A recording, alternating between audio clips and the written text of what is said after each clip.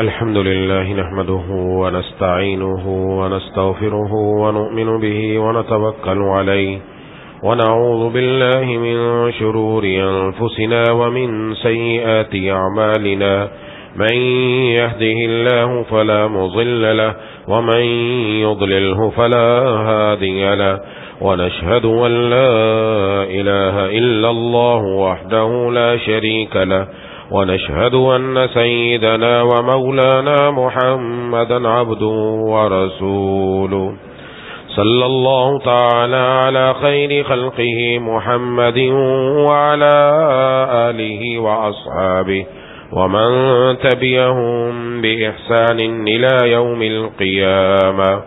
أما بعد فأعوذ بالله من الشيطان الرجيم.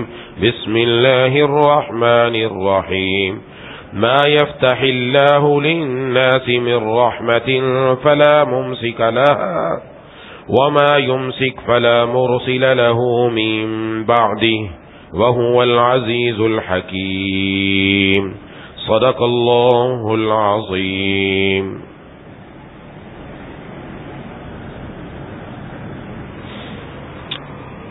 میرے دوستوں اور ساتھیوں، محبوب کبریا خاتم الانبیاء سرکار دو عالم صلی اللہ علیہ وسلم نے ماہ مبارک کے بارے میں ارشاد فرمایا، اس کا اول حصہ رحمت ہے،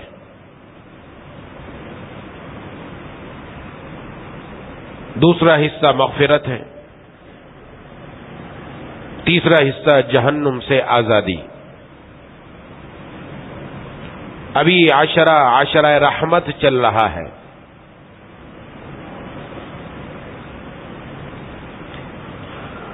اللہ تبارک و تعالی کی رحمت کن لوگوں کو ملتی ہے؟ کون لوگ ہیں جو اللہ کی رحمت سے محروم رہتے ہیں؟ آیا ہمارے اوپر اللہ کی رحمت ہے کہ نہیں ہے؟ دعا کرتے ہیں، یا اللہ میرے کاروبار میں رحمت فرما، میرے گھر میں رحمت فرما، میرے رزق میں رحمت فرما، دعا مانگتے ہیں۔ تو رحمت کا معنی کیا ہے اور رحمت آتی کیسے ہے؟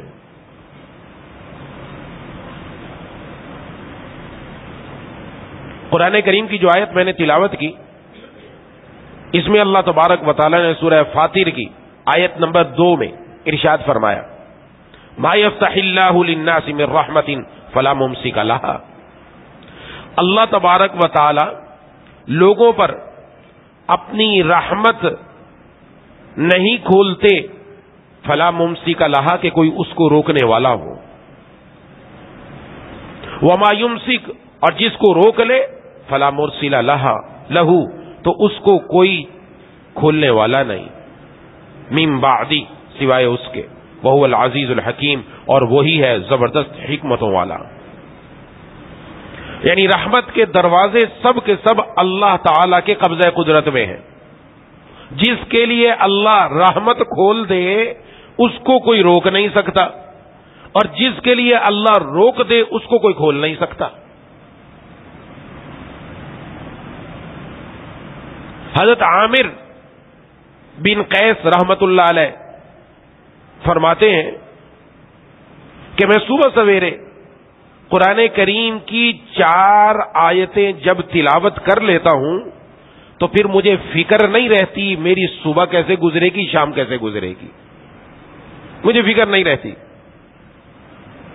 وہ کون سی 4 آیتیں؟ ایک آیت یہی ہے، اس میں اللہ تبارک و تعالی کی کامل قدرت اور کامل رحمت کا ذکر ہے۔ یعنی میرے اوپر جو رحمت آ سکتی ہے اللہ کے حکم سے آ سکتی ہے، اور کوئی نہیں لا سکتا، یقین ہے پورا۔ تو پہلی آیت سورہ فاطر کی آیت نمبر 2، ما یفتح اللہ للناس من رحمت فلا ممسک لہا وما یمسک فلا مرسل لہ من بعدہ وہو العزیز الحکیم۔ اور فرمایا دوسری آیت سورہ یونس کی ہے، وَإِن يَمْسَسْكَ اللَّهُ بِضُرٍّ فَلَا كَاشِفَ لَهُ إِلَّا هُوَ وَإِن يُرِدْكَ بِخَيْرٍ فَلَا رَادَّ لِفَضْلِهِ۔ اگر اللہ تبارک و تعالی تمہیں تکلیف پہنچانا چاہے تو اس تکلیف کو کوئی دور نہیں کر سکتا، اور اگر اللہ تبارک و تعالی تمہارے اوپر اپنی خیر لانا چاہے تو اس کے خیر کو کوئی رد نہیں کر سکتا۔ اس میں بھی جس بندے کا اللہ کی ذات پر یقین ہو، کل میں نے دعا کے حوالے سے چند باتیں عرض کی، یقین کہ میرے اوپر تکلیف مصیبت آئے گی تو دور نہیں ہو سکتی، اللہ ہی دور کر سکتے ہیں، اور میرے اوپر رحمت آ سکتی ہے، اللہ کی طرف سے خیر آئے گی، رب کی طرف سے آئے گی۔ فرمایا تیسری آیت سورہ طلاق کی آیت ہے، سَيَجْعَلُ اللَّهُ بَعْدَ عُسْرٍ يُسْرًا، اللہ تبارک و تعالی تنگی کے بعد آسانی پیدا فرما دیتے ہیں۔ اگر ابھی مشکل ہے، ابھی تنگی ہے، ابھی مسائل کا حل نہیں، اللہ آسانی فرما دیں گے۔ اور چوتھی آیت فرمایا سورہ ہود کی آیت نمبر 6 ہے، وَمَا مِن دَابَّةٍ فِي الْأَرْضِ إِلَّا عَلَى اللَّهِ رِزْقُهَا، دنیا کے اندر کوئی بھی چلنے والا نہیں، کوئی بھی رینگنے والا نہیں، مگر اللہ کی ذات ہی کے ذمہ اس کا رزق ہے۔ میں یہ 4 آیتیں پڑھ لیتا ہوں، الحمدللہ سکون ہو جاتا ہے۔ جس کا قرآن سے تعلق ہوگا وہ یہی کرے گا۔ تو بہرحال میں رحمت کے بارے میں عرض کر رہا تھا، اس رحمت کے بارے میں محبوب کبریا خاتم الانبیاء سرکار دو عالم صلی اللہ علیہ وسلم نے ارشاد فرمایا، اللہ نے اپنی رحمت کو 100 حصوں میں تقسیم کیا، اس میں سے ایک حصہ اللہ نے دنیا کے اندر انسانوں میں، جانوروں میں، کیڑوں مکوڑوں میں، سب میں تقسیم کر دیا۔ یہی وجہ ہے، یہ جو رحمت ہے اس کی وجہ سے ایک جانور کی ماں بھی اپنے بچے پر پیار کرتی ہے۔ 99 رحمتیں اللہ نے اپنے پاس رکھی تاکہ کل قیامت والے دن اپنی اس رحمت کی برکت سے میں اپنے بندوں کی مغفرت فرما دوں۔ یہ رحمت، اب یہ رحمت کس کو ملے گی؟ اصل چیز یہ ہے، یہ رحمت لاپرواہی اور غفلت سے نہیں ملتی۔ اور یہ رحمت کا مطلب کیا ہے؟ 2 لفظ استعمال ہوتے ہیں، ایک ہوتا ہے رحمت، ایک ہوتا ہے لعنت۔ لعنت کا مطلب اللہ کی رحمت سے دور، اور رحمت کا مطلب اللہ کی عنایات بندے کی طرف اتریں گی، اللہ تبارک و تعالی کی نوازشات بندے پر ہوں گی، دنیا میں بھی آخرت میں بھی۔ یہ رحمت ہے، اور اس رحمت کو حاصل کرنے کے لیے بندے کو آگے بڑھنا پڑے گا۔ یہ تھوڑی سی عرض کر دوں، مسجد میں آئے الحمدللہ، مسجد میں آنا علامت ہے اللہ تعالی ہم پر رحم فرما رہے ہیں، نماز پڑھنا علامت ہے اللہ تعالی کی رحمت میں الحمدللہ داخل ہے۔ مسجد میں داخل ہوئے، کیا دعا پڑھی؟ اللہم افتح لی ابواب رحمتک، رحمت بہت ہر جگہ پر دیکھیں گے آپ، اے اللہ میرے لیے رحمت کے دروازے کھول دے۔ جو بندہ مسجد میں داخل ہوتے ہوئے اللہ سے یہ مانگے تو کیا اللہ رحمت کے دروازے نہیں کھولے گا اس کے لیے؟ مسجد میں آنا علامت ہے رحمت کی، مسجد کے اندر آ کر نماز پڑھ رہا ہے، مسجد کے اندر آ کر تلاوت کر رہا ہے، مسجد میں آ کر اپنا سر سجدے میں رکھ رہا ہے، علامت ہے اللہ کی رحمت اس پر اتر رہی ہے۔ لیکن ساتھ ہی داخل ہوتے ہوئے یہ مانگا کہ اللہ اپنی رحمت کے دروازے کھول دے، کیونکہ رحمت ایک نہیں ہے، جسمانی رحمت بھی، روحانی رحمت بھی، جسم کے اندر الگ الگ رحمت، صحت کی نعمت الگ رحمت ہے، پھر ہر چیز الگ الگ اللہ کی رحمت ہے، جسم کے اندر الگ الگ، رزق کی الگ، ہر چیز کی الگ، یہ ساری رحمتیں مانگ رہا ہے۔ نماز میں بھی رحمت عطا فرما تاکہ میری نماز ریاء دکھلاوے سے پاک ہو جائے، اخلاص کے ساتھ میں آپ کے در پر آ کر سر سجدے میں رکھ دوں۔ رحمت ہی رحمت یہ مانگا جا رہا ہے، اور یہ عاشرہ بھی رحمت کا ہے، تو کیوں نہ کچھ ایسے کام کر لے کہ جس کی وجہ سے رحمت آ جائے۔ محبوب کبریا خاتم الانبیاء جناب نبی کریم صلی اللہ علیہ وسلم نے ارشاد فرمایا حدیث شریف میں، جس گھر میں قرآن کریم کی تلاوت ہوتی ہے، جس گھر میں قرآن کریم کی تلاوت ہوتی ہے، حفت علیہم الملائکہ، ملائکہ فرشتے اس کو گھیر لیتے ہیں، وغشیتہم الرحمہ، رحمت اس کو ڈھانپ لیتی ہے، وَنَزَلَتْ عَلَيْهِمُ السَّكِينَةُ، اور ان پر سکینت نازل ہوتی ہے۔ یعنی رحمت کہاں آتی ہے؟ جہاں رب کے قرآن کی تلاوت ہوتی ہے۔ جو رب کے قرآن کی تلاوت کرنے والا مسجد میں، گھر میں، دکان میں، کسی بھی جگہ پر، دنیا کے کسی کونے میں جس وقت وہ تلاوت کر رہا ہے، اللہ تعالی کی رحمت نے یقیناً اس کو ڈھانپ لیا ہے۔ اس پر سکینت نازل ہو رہی ہے. اور رحمت کا مطلب پھر دل میں سکون آتا ہے, دل میں چین آتا ہے, دل میں اطمینان آتا ہے. بعض لوگ سمجھتے ہیں نا, یہ بہت سارے ساتھی مجھ سے سوال بھی کرتے رہتے ہیں, خاص طور پر نوجوان طبقہ, کہ آپ کہتے ہیں اللہ کی نافرمانی میں سکون نہیں ہے. ہم تو دیکھتے ہیں لوگ کہے لگا رہے ہیں, ہنس رہے ہیں, جہاں دیکھو وہ بڑا ہنس رہا ہے, ہنستا ہی رہتا ہے سارا دن. تو کہے لگانا سکون کی علامت نہیں ہے بھائی, یہ ذہن میں رکھنا چاہیے. کوئی کہے لگا رہا ہے, کوئی ہنس رہا ہے, تو یہ سکون کی علامت تھوڑی ہے. کہکا لگانا اور کوئی چیز ہے, سکون کچھ اور ہے. سکون تو اللہ تعالیٰ نے فرمایا الا بذکر اللہ تطمئن القلوب, یہ جو رحمت کا نزول ہے, یہ جو سکون ہے, فرمایا اللہ کی یاد ہی سے دلوں کا اطمینان اور چین مل سکتا ہے.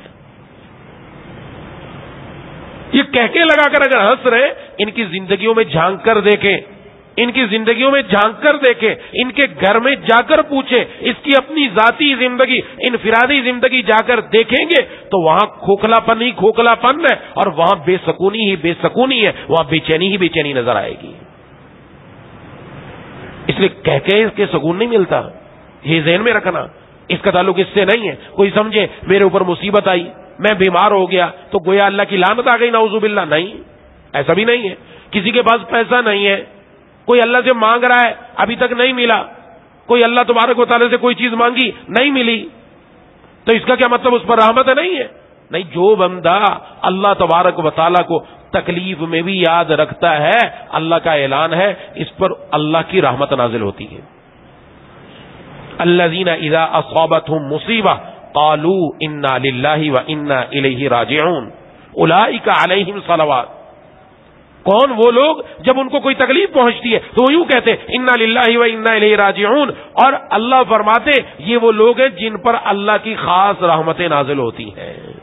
مطلب یہ تکلیف میں بھی بندے پر اللہ کی رحمت نازل ہو رہی ہے, مصیبت میں بھی رحمت نازل ہو رہی ہے. اگر گھر میں فاقہ ہے, گھر میں فقر ہے, تو بھی اللہ کی رحمت نازل ہو رہی ہے.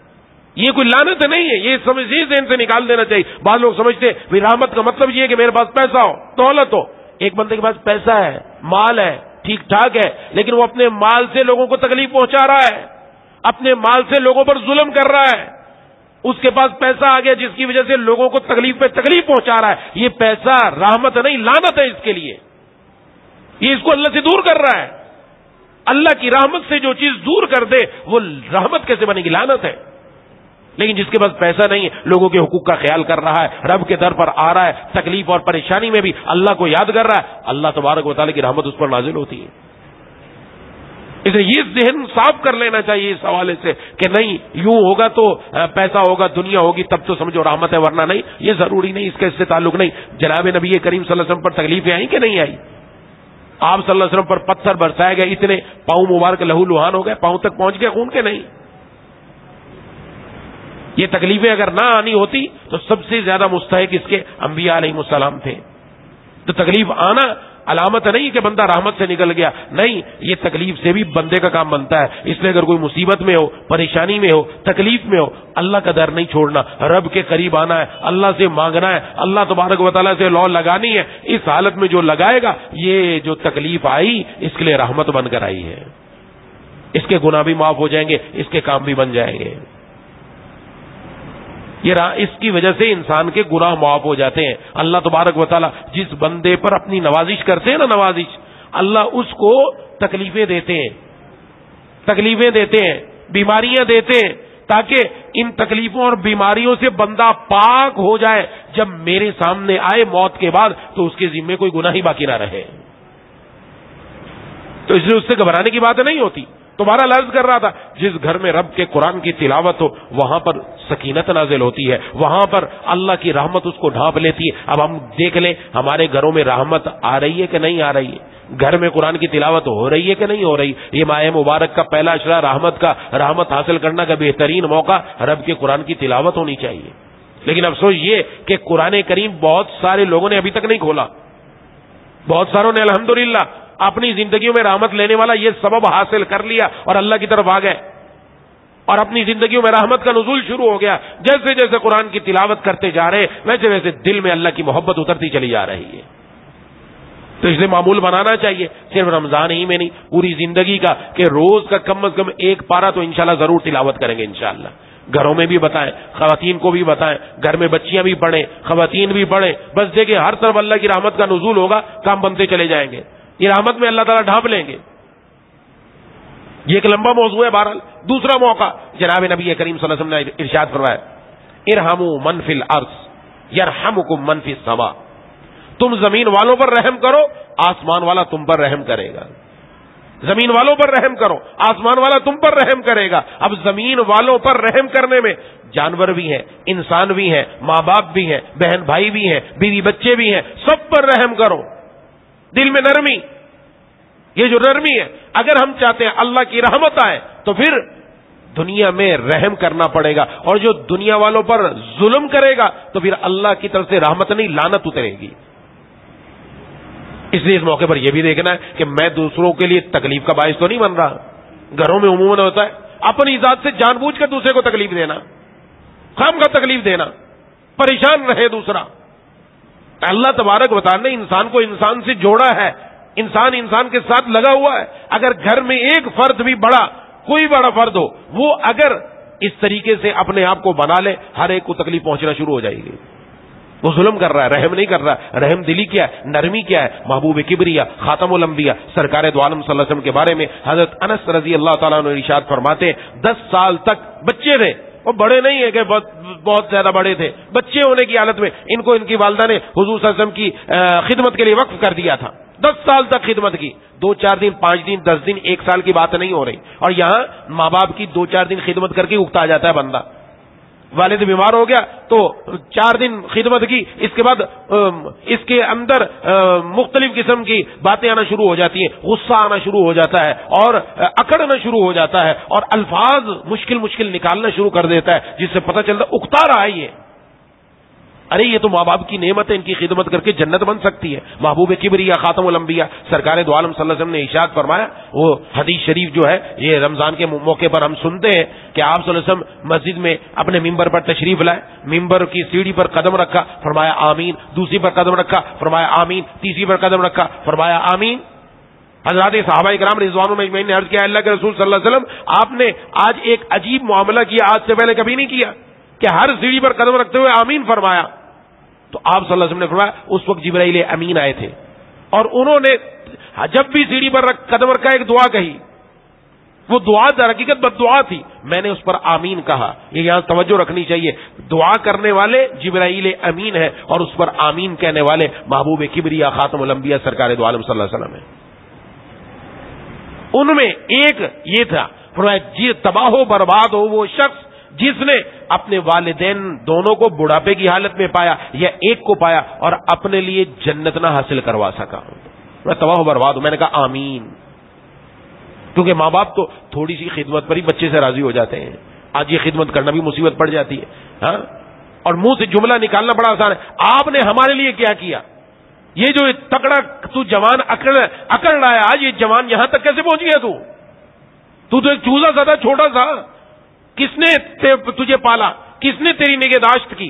کون تیرے لیے صبح شام ایک کر دیا؟ کس نے اپنا خون پسینہ ایک کیا؟ کس نے نہ صبح دیکھی نہ شام دیکھی؟ کون تھا وہ جس نے یہ کیا؟ آپ نے میرے لیے کیا کیا؟ منہ سے جملہ نکال دو، باپ کا دل زخمی کر دو، ایک لمحے میں ختم کر دو. ہونا تو یہ چاہیے، باپ کوئی بات کہے تو کہے جیسے آپ کی مرضی.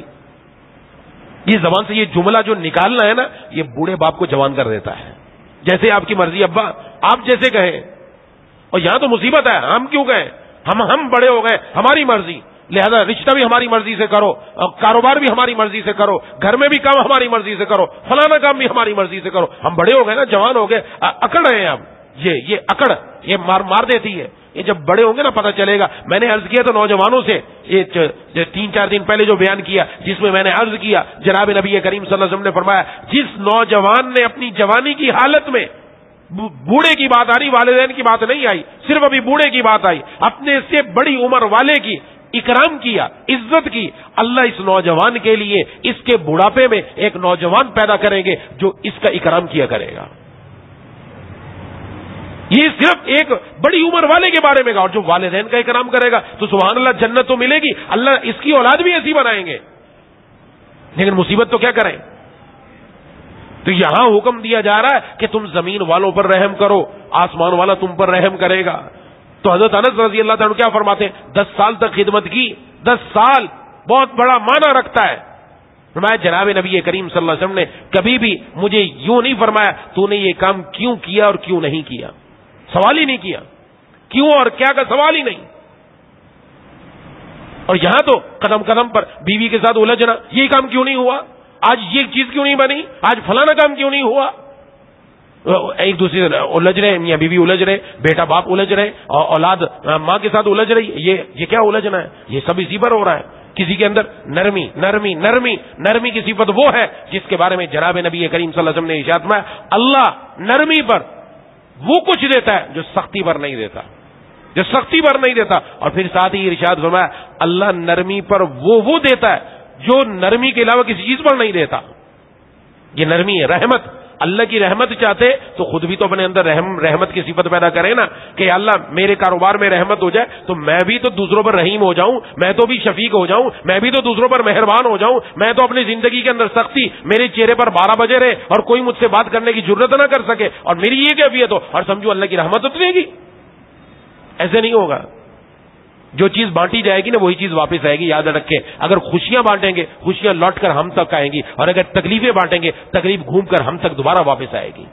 خوشیاں بانٹیں، اس لیے فرمایا یہ رحمت حاصل کرنے کا موقع، زمین والوں پر رحم کرو۔ حضور صلی اللہ علیہ وسلم نے تو حدیث شریف میں یہ 2 واقعات عموماً سنتے رہتے ہیں۔ ایک خاتون نے ایک بلی کو گھر میں قید کر لیا اور وہ مر گئی، نہ تو اس کو اس نے چھوڑا کہ وہ باہر جا کر کیڑے مکوڑے کھا کر اپنی خوراک پوری کرے، نہ ہی اس کو کھانے کو دیا۔ حدیث شریف میں جناب نبی کریم صلی اللہ علیہ وسلم نے اس عورت کو اللہ نے اس بلی کی وجہ سے جہنم میں داخل کر دیا۔ بے رحمی، یہ رحم نہیں ہے، یہ بے رحمی کی بات ہے۔ یہ بے رحمی کس پر کی؟ جانور پر کی۔ جانور پر کرنے والا بے رحمی وہ جائے جہنم میں، جو انسان پر بے رحمی کرے گا وہ کہاں جائے گا؟ جو ماں باپ پر بے رحمی کرے گا، ماں باپ کو کھانے کو نہیں دے رہا، گھر میں بیوی کو کھانے کو نہیں دے رہا، اولاد کو کھانے کو نہیں دے رہا، جو ذمہ داری پوری نہیں کر رہا، بے رحمی کر رہا ہے، سب کچھ موجود ہونے کے باوجود، تو کیا ہوگا؟ اس کا نتیجہ کیا نکلے گا؟ اور دوسری حدیث جس میں ایک آدمی جا رہا تھا راستے کے اندر، اور راستے میں پانی کے لیے کنویں میں اتر کر جب باہر نکلا، ایک کتا وہاں پیاس سے وہ اپنی زبان باہر نکالے ہوئے گیلی مٹی کو چاٹ رہا تھا۔ اس نے کہا اس کو بھی وہی پیاس لگی ہوئی جو مجھے لگی ہے، یہ دوبارہ کنویں میں اترا۔ ایک مرد کا بھی آتا ہے، عورت کا بھی آتا ہے، دونوں طرح کا ذکر ہے کہ وہ اترا اور اتر کر اندر سے پانی نکال کر لایا اور اس کو پلایا۔ فرمایا اللہ نے اس کے اس عمل پر اس کی بخشش فرما دی۔ کس پر رحم کیا؟ جانور پر رحم کیا۔ انسان پر رحم کرنے والا تو سبحان اللہ وہ کہاں سے کہاں پہنچے گا۔ ارحموا من فی الارض، زمین والوں پر تم رحم کرو، آسمان والا تم پر رحم کرے گا۔ اور یہ ہے ایسا ہی، روزہ رکھنے سے نا بندے کی طبیعت میں بھوک جب لگتی ہے تو طبیعت میں چڑچڑا آنا شروع ہو جاتا ہے، غصہ آنا شروع ہو جاتا ہے، خام خواہ الجھنا شروع ہو جاتا ہے۔ اس لیے حدیث شریف میں اور کوئی بات نہیں فرمائی گئی، فرمایا جب تم سے کوئی جھگڑا کرے نا، جھگڑا کرے، لڑنے لگے آ کر، تو اس کو یوں کہہ دو میں روزے دار ہوں۔ صرف جھگڑنے کی بات ہی کیوں کی؟ اس لیے کہ جھگڑا ہوتا ہے، یہ طبیعت میں آ جاتا ہے، طبیعت میں چڑچڑا لڑا، اب اس سے بھی لڑا، اس سے بھی لڑا، اس سے بھی لڑا، لڑنے کی بات، جھگڑنے کی بات زبان سے نکالے گا، ایسی بات نکالے گا اگلے آدمی کے دل میں آئے کہ اٹھا کے سر پہ پتھر ماروں، اس کے ختم کرو اس کو۔ یہ منہ سے زبان سے باتیں نکال رہا ہے، اور یہ اس وقت میں رحم کیسے آئے گا؟ روزہ تو رکھا، اللہ کا رحم اترے، لیکن ساتھ ہی عمل ایسا کر رہا ہے جس کی وجہ سے رحمت ہی نہیں اتر رہی، تو ظلم کرنے سے کیسے کام بنے گا؟ اپنی زندگی میں یہ رحم لانا پڑے گا تب کام بنے گا۔ اور جناب نبی کریم صلی اللہ علیہ وسلم نے ارشاد فرمایا کل قیامت والے دن جب کسی چیز کا سایہ نہ ہوگا سوائے اللہ تبارک و تعالیٰ کی رحمت کے سائے کے، ایک عظیم رحمت کے سائے کے یا عرش کے سائے کے، اس میں اللہ 7 خوش نصیب انسان ہیں جن کو اپنے سایہ رحمت میں جگہ دیں گے۔ سایہ رحمت میں جگہ لینے کے لیے یہ دنیا میں کچھ عمل کرنا پڑے گا۔ ان میں ایک وہ آدمی، وہ عادل حکمران، انصاف کرنے والا حکمران۔ انصاف کرنے والا حکمران یہ نہیں ہے کہ صرف وہ کوئی بادشاہ ہو، کوئی بڑا ہو جو کسی عہدے پر ہو، یہی مراد ہے، نہیں، اس کے اندر ہر آدمی، ہم میں سے ہر آدمی جس کو اللہ تعالیٰ نے اپنے گھر کے اوپر حکمران بنایا، اپنے جسم کے اوپر حکمران بنایا۔ ہم اپنے جسم پر حکمران ہیں، یہ جسم ہماری رعایا میں ہے، اس جسم کے ساتھ انصاف کرنے والا ہو کہ اللہ نے جتنی نعمتیں دی ہیں ان نعمتوں کو اللہ کی فرما برداری میں لگائے، گھر میں اللہ کی فرما برداری کے مطابق معاملہ، انصاف کے ساتھ معاملہ، یہ آدمی اللہ اپنے عرش کے سائے میں جگہ عطا فرمائیں گے۔ ایک وہ آدمی کہ جو تنہائی میں تھا، اللہ یاد آ گئے، رونے لگا، تنہائی میں اللہ کو یاد کر کے رونے لگا. یہ واقعتاً وہ چیز ہے جو انسان کو کہیں سے کہیں تک پہنچاتی ہے. تنہائی میں بیٹھ کر دل میں خوف خدا آیا، رونے لگا. اس رونے کی برکت سے فرمایا اللہ کل قیامت والے دن اپنے عرش کا سایہ نصیب فرمائیں گے. ایک وہ آدمی جس کو کسی ایسی عورت نے گناہ کی دعوت دی جو خوبصورت بھی ہے اور حسب نسب والے بھی ہے، اس نے اس کو کہا کہ نہیں میں اللہ سے ڈرتا ہوں اور پیچھے ہٹ گیا. یہ والا کام وہی کر سکتا ہے جس کے دل میں مولا کا ڈر ہو. فرمایا اس کو بھی اللہ اپنے عرش کے سائے میں جگہ عطا فرمائیں گے. سایہ رحمت، یہ سایہ رحمت ملنے والی جگہ. یہ عموماً یہ واقعات بہت آ رہے ہیں. یہ ساری وہ چیزیں جس کو اپنی زندگی میں لانے کی ضرورت ہے. اور فرمایا وہ آدمی جس نے صدقہ دیا اور اس طرح دیا، صدقہ دیا اس طرح، دائیں ہاتھ سے دیا، بائیں ہاتھ کو بھی نہیں پتا چلا. یعنی اس نے اللہ کے راستے میں خرچ کیا، چپکے سے خرچ کیا، پتہ ہی نہیں چلنے دیا، پتہ ہی نہیں چلنے دیا. آج یہ بھی ایک مصیبت ہے. ہم خرچ کرتے ہیں، کہتے ہیں نام جب تک میرا نہ آ جائے نا، کوئی ویڈیو نہ بن جائے، جب تک کوئی اسٹیٹس نہ لگ جائے، میں نے یہ کام کیا. بھی آپ نے دنیا کے لیے کیا، مولا کے لیے کیا؟ آپ کو اپنی تصویر دینے کی کیا ضرورت ہے؟ اگر ایڈورٹائزنگ ہی کرنی ہے تو اتنی کر دو کہ ہم نے الحمدللہ اتنے لوگوں کے اندر خدمت کی، ختم ہو گیا، بس کام ختم. لیکن نہیں، اپنی ساری چیزیں آنی چاہیے. وہ سارا کام ختم. یہاں تو دائیں ہاتھ سے دینے والا کہ بائیں ہاتھ کو پتا نہ چلے، یا بائیں ہاتھ کو پوری مخلوق کو پتا چل رہا ہے کہ کیا کیا ہے. چپکے سے دو، کسی غریب کو جا کر چپکے سے دینا ہے، چپکے سے دینے کا حکم ہے. اور وہ دو آدمی جو آپس میں ایک دوسرے سے صرف اللہ کے لیے محبت کرتے ہیں، اللہ کے لیے جمع ہوئے، اللہ کے لیے ایک دوسرے سے اٹھ کر چلے گئے، اللہ کے لیے ایک دوسرے پر خرچ کرتے ہیں. فرمایا یہ وہ لوگ ہیں جن کو اللہ اپنے سایہ عرش میں، سایہ رحمت میں جگہ دیں گے. اور ایک حدیث میں فرمایا ایسے لوگوں کے لیے اللہ کی محبت واجب ہو جاتی ہے جو آپس میں صرف اللہ کے لیے ملتے ہیں ایک دوسرے سے. کوئی دنیاوی غرض نہیں، کوئی آپس میں دنیاوی اعتبار سے حسب و نسب کا رشتہ نہیں، پیسے کا رشتہ نہیں، کوئی لین دین نہیں، صرف دین کے لیے جمع ہوئے، دین کی غرض سے جمع ہوئے. اس پر اللہ تعالیٰ یہ نوازشات عطا فرماتے ہیں. اور وہ نوجوان جس کی نوجوانی، جس کی جوانی اللہ تعالی کی عبادت میں پروان چڑھی، نشو نما اس کی اللہ کی عبادت میں ہوئی، اس نے جوانی اللہ پر فدا کر دی، میں اس کو بھی اللہ سایہ عرش میں اور اپنی عرش رحمت کی جگہ میں، سایہ رحمت میں جگہ دیں گے. یہ وہ لوگ ہیں جن کو اللہ تعالیٰ دیں گے. یہ وہ ہے کہ اللہ تعالیٰ کا سایہ رحمت کیسے ملے، رحمت کا نزول کیسے ہو. یہ رحمت کا نزول ایسے ہوگا کہ اللہ تبارک و تعالیٰ کی طرف آئے گا تو کام بنے گا نا بھائی، ورنہ کام کیسے بنے گا. اور یہ ماہ مبارک کا یہ والا عشرہ یہ رحمت کا عشرہ ہے. اس میں جتنی بھی عبادات، اور ان رحمت اللہ قریب من المحسنین، اللہ کی رحمت نیک اعمال کرنے والوں کے قریب ہے. نیک اعمال نماز ہے، روزہ ہے، زکوٰۃ ہے، حج ہے، تلاوت ہے، تسبیحات ہے، رات کو تراویح ہے، یہ سارے کے سارے عمل نیک ہے. جتنے بھی نیک اعمال اللہ کے راستے میں خرچ کرنا ہے، والدین کی فرما برداری کرنا ہے، والدین کی خدمت کرنا ہے، یہ جتنے بھی اعمال ہیں یہ سارے کے سارے کیا ہیں؟ خیر کے اعمال ہیں، نیک اعمال ہیں. یہ کرنے والا اللہ کی رحمت ان کے قریب قریب رہتی ہے. یہ اللہ تبارک و تعالیٰ کا دستور ہے، یہ اللہ کا ضابطہ ہے کہ اللہ کی رحمت ایسے لوگوں پر آئے گی. لیکن اگر یہ سارا کچھ ہے، دنیا بہت ہے، لیکن اس کے ساتھ اللہ کی نافرمانی میں مبتلا ہے، اللہ کے حکموں کو توڑ رہا ہے، تو کبھی بھی رحمت نہیں آئے گی، لعنت آئے گی. تو اس لیے لعنت اترنے والے کام ہم نے نہیں کرنے، رحمت اترنے والے کام کرنے. اپنی زندگیوں کو ٹٹولنا ہے، دیکھنا ہے کہ ماہ مبارک کے اس عاشرے میں میں نے کتنی رحمتیں سمیٹ لی ہیں، میرے پاس کتنی رحمتیں جمع ہو گئی، میں وہ اپنے پاس جمع کروں، اور جو لعنت اترنے والے اسباب ہیں ان کو اپنی زندگی سے نکالوں، اللہ کی نافرمانیوں کو نکالوں، گناہوں کو نکالوں، اپنی تنہائی بھی پاک کروں، اپنے لوگوں کے درمیان بیٹھنے کو بھی پاک کروں، اپنی زبان کو، اپنی آنکھ کو، اپنے کان کو بھی پاک کروں. پھر دیکھیں رب تعالیٰ کی جب رحمتوں کا نزول ہوگا، دل میں ہر وقت چین و سکون ہوگا انشاءاللہ. دل کے اندر ہر وقت اللہ تبارک و تعالیٰ کی طرف سے چین و سکون کے خزانے نازل ہوں گے. دعا ہے کہ اللہ تعالیٰ مجھے اور آپ کو ان باتوں پر عمل کرنے کی توفیق عطا فرمائے. وآخر دعوانا الحمدللہ رب العالمین. بسم اللہ الرحمن الرحیم. الحمد للہ رب العالمین الرحمن الرحیم مالک یوم الدین. ایاک نعبد و ایاک نستعین. اهدنا الصراط المستقیم صراط الذین انعمت علیہم غیر المغضوب علیہم ولا الضالین. اللهم صل على سيدنا مولانا محمد وعلى آل سيدنا مولانا محمد وبارك وسلم. مولا کریم اے الہ العالمین، اے ارحم الراحمین، یا ذا الجلال والاکرام، یا ارحم الراحمین، یا اللہ، یا ذا الجلال والاکرام، ہم سب پر اپنی رحمتوں کا نزول فرما دیجئے. رحمتوں کے نازل ہونے کے لیے جو جو اعمال کرنے ہیں یا اللہ ان اعمال کے کرنے کی توفیق عطا فرما دیجئے.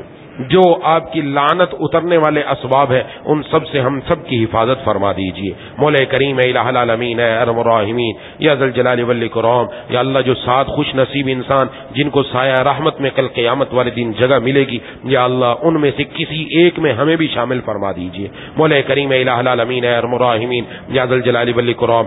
یا اللہ جتنے بھی ساتھی مجھ سمیت موجود ہیں یا اللہ ہم سب کی جتنی بھی دلی تمنائیں جائز ضروریات جائز حاجات ہیں سب پوری فرما دیجیے مولا کریم اے الہ العالمین. ہم سب کے دلوں میں نرمی پیدا فرما دیجیے یا اللہ سختی سے بلا وجہ کی سختی سے ہم سب کی حفاظت فرما دیجیے مولا کریم اے الہ العالمین اے ارحم الراحمین یا ذل جلال والاکرام. ماہ مبارک میں اب تک جتنے روزے رکھے تراویح ادا کی تلاوت و تسبیحات کی دیگر عبادات کی آپ نے توفیق عطا فرمائی ان سب کو اپنی بارگاہ میں قبول مقبول فرما لیجیے. بقیہ رمضان بھی ان تمام عبادتوں کو بھرپور طریقے سے کرنے کی توفیق عطا فرما دے اپنی عبادات میں اضافہ کرنے کی توفیق عطا فرما دے نافرمانیاں اپنی زندگی سے نکالنے کی توفیق عطا فرما دے قدم قدم پر اپنے محبوب سرکار دو عالم صلی اللہ علیہ وسلم کی سنتوں کو زندہ کرنے کی توفیق عطا فرما. مولا کریم ہمارے گھروں کا ماحول مسجدوں والا ماحول بنا دیجیے اے الہ العالمین اے ارحم الراحمین یا ذل جلال والاکرام. یا اللہ ہم سب کو یا اللہ ہمارے گھر والوں کو بیوی بچوں کو بہن بھائیوں کو دوستوں احباب کو یا اللہ سب کو خوب صحت کاملہ عاجلہ مستمرہ عطا فرما کر خوب صحت بھی عطا فرمائیے قوت بھی عطا فرمائیے. اور جتنے بیمار ہیں گھروں میں ہیں ہسپتالوں میں ہیں جن کا جو علاج چل رہا ہے سب کو اسی میں شفا عطا فرما دیجیے مولا کریم الہ العالمین. جو شوہر اپنے بیویوں پر ظالم ہے یا اللہ ان کے دلوں میں نرمی پیدا فرما دیجیے مولا کریم الہ العالمین نرمی پیدا فرما دیجیے یا ذل جلال والاکرام. یا اللہ یا ارحم الراحمین جن لوگوں نے دعا کے لیے کہا اپنے لیے بہت سارے بیماروں نے اپنے لیے دعا کے لیے کہا کسی اور نے اپنی جائز ضروریات کے لیے کہا کسی نے نکاح کے لیے کہا یا اللہ جو جس مقصد کے لیے دعا کروانا چاہتے ہیں یا اللہ ان تمام کے تمام جائز مقاصد کو پورا فرما دیجیے. اللهم كل خير لكل مسلم ومسلمة اللهم ارحم امة محمد صلى الله عليه وسلم. ربنا تقبل منا انك انت السميع العليم وتب علينا انك انت التواب الرحيم. صلى الله تعالى على خير خلق محمد وعلى اله واصحابه اجمعين برحمتك يا ارحم الراحمين آمين يا رب العالمين.